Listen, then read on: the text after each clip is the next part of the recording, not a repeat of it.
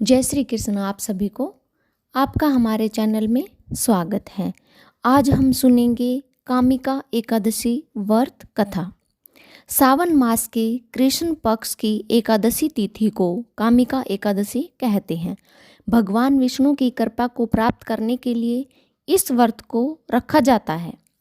एक समय की बात है, गांव में एक बहुत शक्तिशाली क्षत्रिय निवास करता था।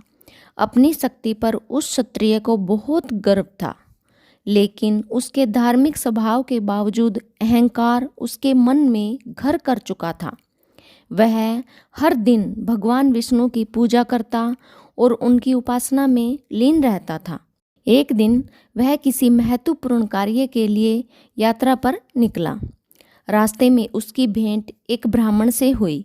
दोनों में किसी बात पर विवाद हो गया, जिसके बाद क्षत्रिय ने ब्राह्मण के साथ हाथापाई करना शुरू कर दिया।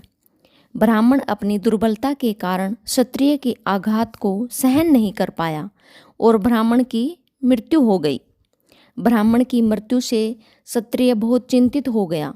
उसे अपनी गलती का एहसास हुआ और वह बहुत पछताया।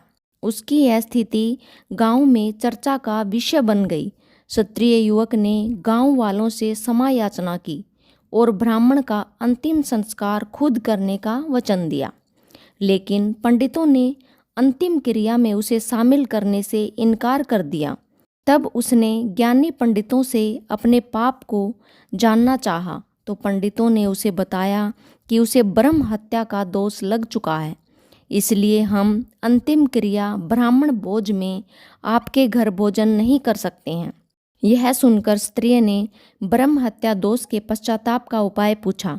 तब पंडितों ने कहा, जब वह सावन मास के कृष्ण पक्ष की एकादशी तिथि को विधि पूर्वक भगवान विष्णु की पूजा करेगा और ब्राह्मणों को भोजन कराएगा, दान दक्षिणा देगा, तब तक वह ब्रह्म हत्या के दोष से मुक्त नहीं हो सकता। क्षत्रिय ने ब्राह्मण के अंतिम संस्कार के बाद पंडितों की सलाह मानते हुए कामिका एकादशी के दिन पूरी श्रद्धा और विधि के अनुसार भगवान विष्णु की पूजा की और उसने ब्राह्मणों को भोजन भी कराया, दान दक्षिणा दी। इस तरह भगवान विष्णु की कृपा से वह क्षत्रिय ब्रह्म हत्या दोष से मुक्त हो गया। धार्मिक मान्यताओं के अनुसार कामिका एकादशी का व्रत रखने से सभी प्रकार के दोषों से मुक्ति मिलती है। यह व्रत पितृ दोष से मुक्ति दिलाने में भी सहायक होता है। ये थी कामिका एकादशी व्रत कथा। ऐसे ही धार्मिक कथाओं को जानने के लिए प्लीज़ चैनल को सब्सक्राइब करें। भगवान विष्णु की जय।